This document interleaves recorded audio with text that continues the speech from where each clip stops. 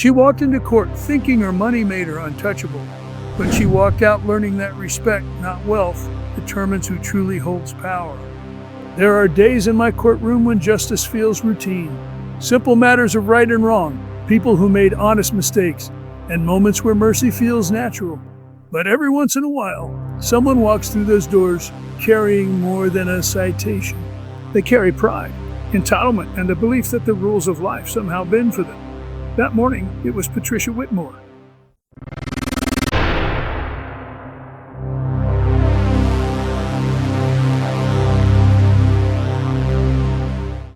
She came into my courtroom like she was stepping onto a stage she didn't respect. A woman of obvious means, designer clothes, jewelry that caught the light, and a confidence that bordered on arrogance. Even before I spoke, I could sense it. She believed this was beneath her. My bailiff leaned over and quietly said, "Your Honor, she's been difficult with the staff." I nodded, already preparing for what I suspected would be a challenging hearing. When the clerk called her name, Patricia didn't hurry. She walked to the podium with a kind of deliberate slowness that says, "I'm in control here," phone in hand, glancing down at her screen, tapping out a message. "Miss Whitmore," I began, "please put your phone away." "You're in a courtroom." Without looking up, she replied, "I'm handling important business matters. Can we make this quick? I have actual important things to do today." You could feel the air change in that room. The quiet murmur of the gallery faded into a stunned silence. Every person watching understood what she didn't, that her tone was skating dangerously close to contempt. I kept my voice even. "Miss Whitmore, this court is important, and you will give it your full attention." She sighed, finally tucking the phone into her bag, though her body language screamed annoyance. I read from her citation. "You were cited for driving 55 miles per hour in a 30-mile-per-hour residential zone. That's 25 miles over the limit. How do you plead?" This whole thing is ridiculous," she said sharply. "That speed limit is absurd for that road. I drive it every day. I've never had a problem." That's not what I asked," I reminded her. "How do you plead?" She rolled her eyes. Fine, whatever. I was speeding. Can I just pay this and leave?" It would have been easy to end it right there. Process the fine, dismiss her with a warning. But her attitude wasn't about a ticket. It was about something deeper. A disregard for rules, for respect, for the shared understanding that laws apply equally to everyone. I glanced down at the officer's notes. He had written, "Defendant was argumentative, claimed she was too important to be stopped. Initially refused to sign citation." I looked back up. "Miss Whitmore, 25 miles over the limit in a residential area is serious. There are families and children in that neighborhood." She interrupted before I could finish. "Oh, please, I know that area. Those people should teach their kids not to play near the street. I shouldn't have to crawl at 30 miles an hour because parents can't control their children." That one sentence told me everything I needed to know. The courtroom reacted instantly. A low murmur, a few gasps. The arrogance in her words was palpable. I took a slow breath, choosing patience over anger. "Miss Whitmore," I said quietly, "the speed limit exists to protect everyone, not just children, but families, neighbors, and yes, even drivers like you." She gave a dismissive laugh. My attitude? My attitude is that I'm a successful businesswoman being lectured by a small-town judge. This is a waste of my time. Now, I've been on the bench long enough to know when someone needs correction, not just punishment. So I stood, straightened my robe, and said, "Miss Whitmore, I'm going to remind you, you are in a court of law. You will show respect for this process." Her eyes narrowed. "Respect for what?" "For you rubber-stamping tickets to collect revenue. I'll pay your fine and be done with it." At that moment, I realized she wasn't just ignoring authority. She was rejecting accountability altogether. "Your fine," I said, "is $350 plus court costs." She smirked. "That's it. It's been more than that on lunch. Just add it to my credit card and I'll be on my way." The entire courtroom heard it. The arrogance, the dismissal, the utter lack of humility. "This isn't a restaurant, Miss Whitmore," I replied. "This is a court of law, and you're treating it like an inconvenience rather than a responsibility." She leaned against the podium. "Because it is an inconvenience. You're treating me like a criminal for driving a little fast on an empty road." I took a deep breath. was the mindset. The idea that her time, her wealth, and her position somehow made her exempt from basic respect. In my years as a judge, I've seen people from every walk of life. Rich, poor, educated, struggling, and the truth never changes.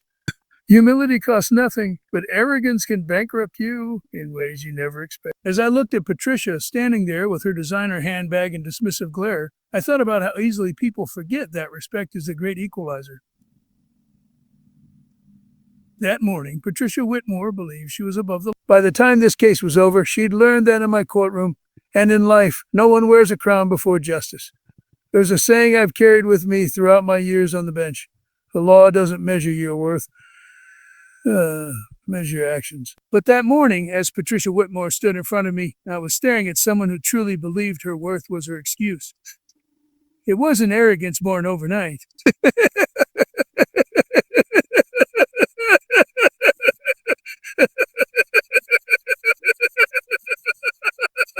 I looked down at her record again. 3 prior speeding violations within 2 years. Each time she'd simply paid the fine, shrugged, and moved on. No lesson learned, no reflection, just a transaction. That's the danger when wealth shields people from consequences.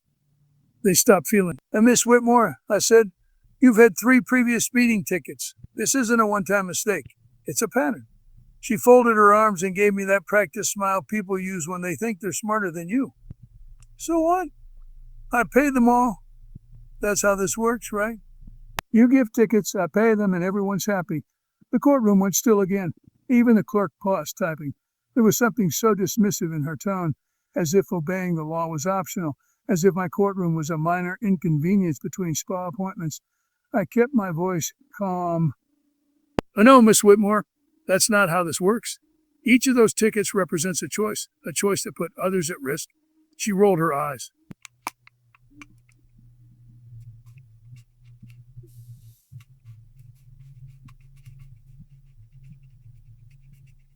That line landed harder than she expected. Her smirk faltered for the first time. But before I could continue, she interrupted again. A habit of hers. Oh, look, Judge, she said, emphasizing the word like it was a title she didn't respect. I run 3 companies. I employ over 200 people. I contribute more to this city's tax base than most people in this room will ever earn. So don't lecture me about responsibility. Now, I've seen arrogance before. I've seen people who think power means privilege. But what struck me most about Patricia wasn't her rudeness. It was her blindness. She didn't see the people in that courtroom as equals. She saw an audience she thought she owned. I took a moment not to control my temper, but to control the tone of justice. Miss Whitmore, I said softly, your financial status is irrelevant here. You're not being judged for what you earn. You're being judged for what you've done? Oh, really? She shot back. Because from where I'm standing, this system seems designed to shake down people like me, who actually contribute something to society. That was it. I could feel the tension in the room building like a storm. Every eye was on me, waiting to see how I'd respond. I leaned forward slightly. My voice never rose, but it filled the space. Hey, Miss Whitmore, I'm going to ask you one more time to show respect for this court. She laughed. And if I don't, what are you going to do, Judge? Find me more money? You can't intimidate me. I'm not some scared kid who needs to bow and scrape before you. For a moment, no one breathed. The disrespect was so complete, so audacious, that even the walls of the courtroom seemed to hold their silence. Then I said quietly, Miss Whitmore, your attitude in this courtroom is as dangerous as your driving. Both show a disregard for the safety of others and a lack of humility that blinds you to consequence. She sighed loudly and reached for her phone again. Are we done here? Because I actually have important meetings today. That's when I made my decision. Hey, Miss Whitmore, if you take one more step toward that door without my permission, you will be held in contempt of court. She turned halfway, her tone dripping with sarcasm. Contempt for what? For not being impressed by your little kingdom? The bailiff stepped forward. And for the first time that morning, Patricia Whitmore realized she wasn't the most powerful person in the room. You're in my courtroom, I said. And you'll remain here until this hearing concludes. Now sit down. Her jaw tightened. She didn't move at first, and I could see the battle happening behind her eyes, pride versus fear. But eventually pride lost. She sat down, arms crossed, glaring. It wasn't about humiliating her. It was about showing her, and everyone watching, that respect isn't demanded by status. It's earned through conduct. I leaned forward again. Miss Whitmore, you were cited for excessive speeding in a residential area. This is your 4th violation in 2 years. You've shown no remorse and no understanding of why this matters. She muttered something under her breath. I ignored it. Your original fine was $350. Given your behavior, I'm increasing it to $500 plus court costs. Her head snapped up. You can't do that. I can't, I replied, and I just did. Furthermore, you'll attend a driver safety course within 30 days. Proof of completion must be submitted to this court. Her lips curled into a bitter smile.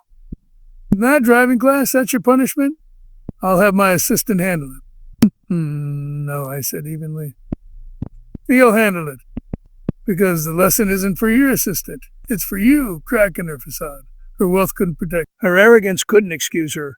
For the first time, she wasn't being catered to. She was being held accountable. You see, people like Patricia often confuse consequence with persecution. They think being corrected means being targeted. But in my courtroom, every person, rich or poor, powerful or powerless, stands equal before the law. And that morning, as Patricia sat there simmering in silence, I realized something profound. Sometimes the people who need humility the most are the ones who've never been told to know. By the end of that hearing, Patricia Whitmore was learning something money could never buy. The cost of disrespect and the price of forgetting that the law is blind for a reason. You're whining my reputation. I know, Miss Whitmore, I replied.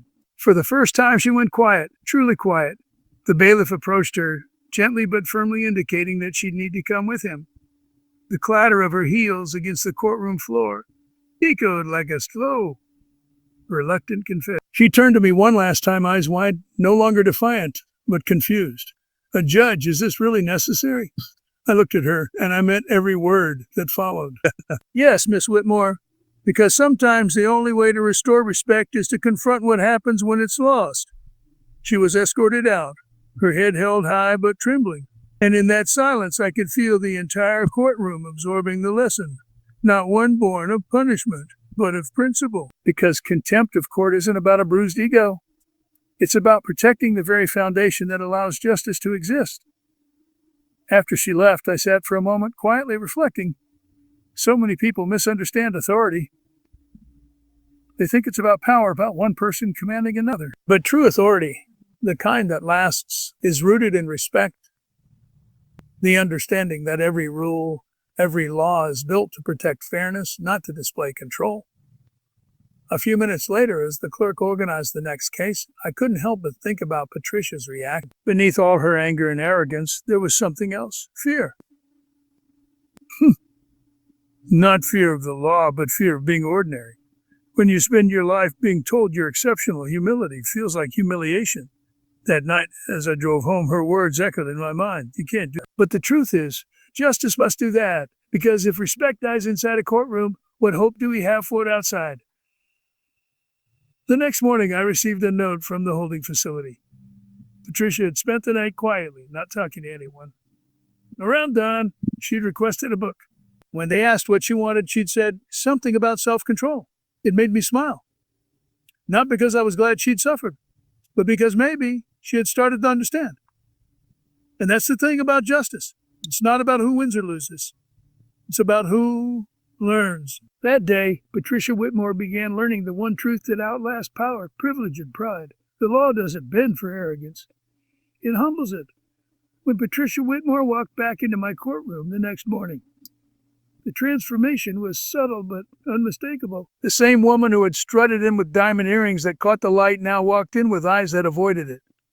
Her usual air of superiority had been replaced by something quieter, heavier humility, or at least the first fragile shadow of it. She stood before me and for the first time didn't interrupt. She didn't glance at her phone or sigh impatiently. She just waited. Miss Whitmore, I began, my tone firm but not harsh. You spent the night in holding. How was that experience? She hesitated before answering. Uncomfortable, she said finally, and sobering. Good, I replied, because discomfort when understood often becomes the beginning of growth. The courtroom was silent, that kind of respectful quiet that falls when people realize they're about to witness something real. I could see faces leaning forward, curious to see whether the woman who mocked the law had truly learned from it. Do you understand why you were held in contempt? I asked. Yes, Your Honor, she said, her voice subdued. Because I disrespected this court, and not just this court, I corrected gently. You disrespected what it stands for. Fairness, order, accountability. Those are not just words. They're the pillars that keep society from crumbling into chaos. She nodded slowly, her eyes softening. I understand that now. I paused, letting her words settle in the room like dust after a storm. But Miss Whitmore, yesterday you said something that stuck with me. You told me you don't play by other people's rules. She shifted uncomfortably. Yes, I remember. Well, I said, leaning forward, that's exactly the problem, because laws aren't other people's. There are rules, the rules that keep your rights safe just as much as they keep others safe from you. You can't pick and choose when they apply. Patricia looked down, silent. And for the first time since she entered my courtroom, I believed she was actually listening. Not to me as a judge, but to what I represented. Now, Miss Whitmore, I continued, you are not here because you're wealthy or because of your job title.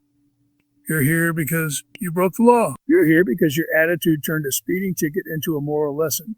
And you're here because every person, no matter how successful, must one day face themselves. She nodded, tears welling, but quickly blinked away. I didn't mean to be disrespectful. She stopped herself. I just thought I could handle it like everything else in my life. I thought if I talked my way through it, it would go away. I leaned back, reflecting. That's what pride does, Miss Whitmore. It convinces us that accountability is optional, but real strength isn't avoiding consequences. It's facing them and learning from them. The courtroom was silent except for the faint rustle of papers. I could feel every eye in the room fixed on her. Not in judgment, but in quiet recognition. Everyone in that room had faced a moment where pride had blinded them. Miss Whitmore, I said finally, I'm ready to deliver my verdict, her hands tense on the table. Yes, Your Honor, I spoke slowly, deliberately, because every word needed to land. Your original speeding fine remains. The contempt charge stands. However, based on your changed demeanor, I will suspend any further penalties if you complete a court-approved driver responsibility course, and if you return to this court in 30 days to tell me what you learned. She blinked, surprised. You want me to come back? Yes, I said, nodding. Because justice isn't about punishment. It's about progress. This court isn't interested in humiliating you, Miss Whitmore. It's interested in helping you become a safer driver and a more respectful citizen. She looked at me for a long moment, her expression unreadable. Then she said quietly, Now thank you, Your Honor, but I wasn't finished. One more thing, I said. You told me yesterday that you employ over 200 people. That's commendable. But leadership isn't measured by how many people work for you. It's measured by how you treat those beneath you. What lesson would they take from your behavior yesterday? She swallowed hard. That I thought I was better than the rules. And are you? No, she said softly. I'm not. The courtroom exhaled. I'm not in judgment, but in relief. That was the moment. The moment pride cracked enough for humility to finally step through. Good, I said. Because acknowledging that is the first step toward being better. For a while, I just looked at her. Not as a judge and a defendant, but as two human beings, both shaped by choices and lessons. I hope you leave here today not angry, but thoughtful. You've been given success, influence, and opportunity. Use them wisely.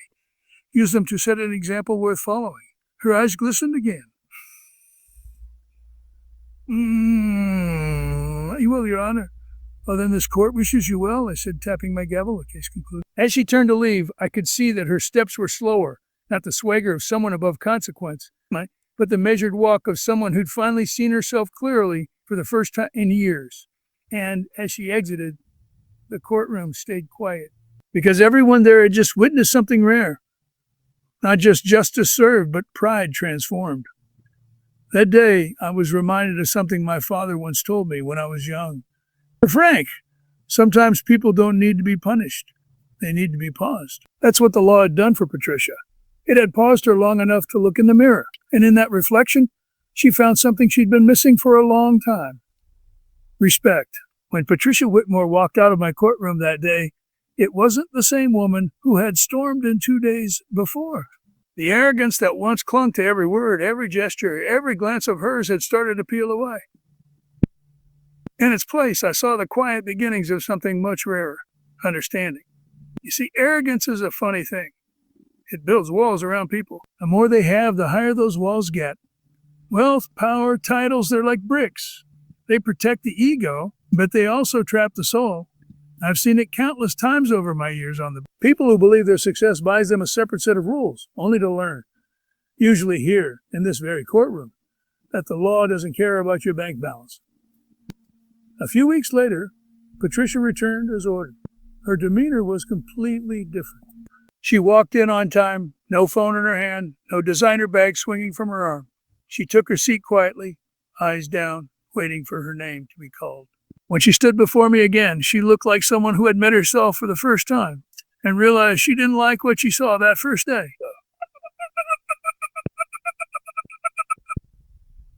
Miss Whitmore, I began, what completed your driver responsibility course? Yes, Your Honor, she said, holding up her certificate. I've completed it, and I learned more than I expected. Tell me about that, I asked. Yeah, what did you learn? She took a deep breath. I learned that driving isn't about getting where you need to go fast. It's about getting there safely, for everyone. The instructor made us watch videos about accidents caused by speeding. Some of those families, they lost everything in a matter of seconds. It made me realize how reckless I've been. Not just on the road, but in how I treat others. I've been speeding through life thinking I was untouchable. There was a quiet murmur in the courtroom, not judgment, but respect. The same people who had watched her arrogance unfold now saw something else, accountability. That's an important realization, Miss Whitmore, I said. The growth often begins when we finally slow down enough to see the impact of our actions. She nodded, her voice trembling slightly. I also owe you an apology, Your Honor. I thought this court was beneath me. I thought rules were for people who hadn't made it yet, but I was wrong. This court is the reason people like me can live in a safe, orderly society. You were right. The law protects all of us equally, and it demands the same respect from all of us. For a moment, I didn't say anything. In this courtroom, I've heard thousands of apologies, some sincere, others hollow, but this one felt real. It wasn't the apology of someone afraid of punishment. It was the apology of someone who had finally learned. Hey, Miss Whitmore, I said quietly, it takes courage to face your reflection honestly. You've shown that courage today.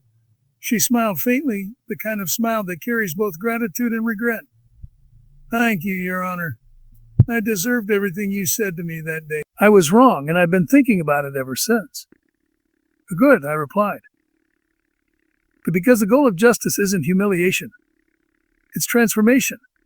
From what I see, you've transformed. She nodded again, her eyes glistening. I even started implementing new safety programs for my employees who drive company vehicles. We're doing monthly seminars on responsibility and respect behind the wheel. That caught me by surprise, and I smiled. Now that's how you turn a mistake into a lesson worth sharing. She returned the smile, faint but genuine. I just figured if I needed that wake-up call, maybe others do too. The courtroom seemed lighter that day, as if the weight of arrogance had been replaced with the calm air of humility. I signed the final document, officially closing the case. Hey, Miss Whitmore, I said as she prepared to leave, remember something. Respect is not earned by what you own or achieve. It's earned by how you treat others, especially when you think you don't have to. I understand that now, she said softly, and I'll remember it. As she left, I found myself reflecting on the deeper lesson that every courtroom story holds. The truth that justice is not just about enforcing laws, but about reminding people who they can be. That's what I've always tried to do. Every person who stands before me brings more than a ticket or a charge. They bring their story, their habits, their upbringing, their fears. And if I can help even one person walk away a little wiser, then this job is worth every long day it demands. A few days later, I received a letter. handwritten, elegant, and sincere. It was from Patricia Whitmore. She wrote, "Your Honor, I wanted to thank you for not treating me like my money defined me. You saw the part of me that needed correction, not condemnation. You gave me a chance to be better, and I intend to live up to that chance. I keep that letter in my desk drawer, not because I need validation, but because it reminds me of what justice can do when delivered with firmness and compassion. Arrogance may build walls, but respect tears them down." And sometimes a courtroom is the only place where those walls finally crack. That's why I say this to everyone, whether you're rich, poor, famous, or forgotten. When you walk into a courtroom, you don't bring your status with you. You bring your character. And as long as I'm on this bench, that's what I'll keep judging. Not the size of your wallet, but the size of your heart. Because at the end of the day, justice isn't about punishing arrogance. It's about redeeming humanity.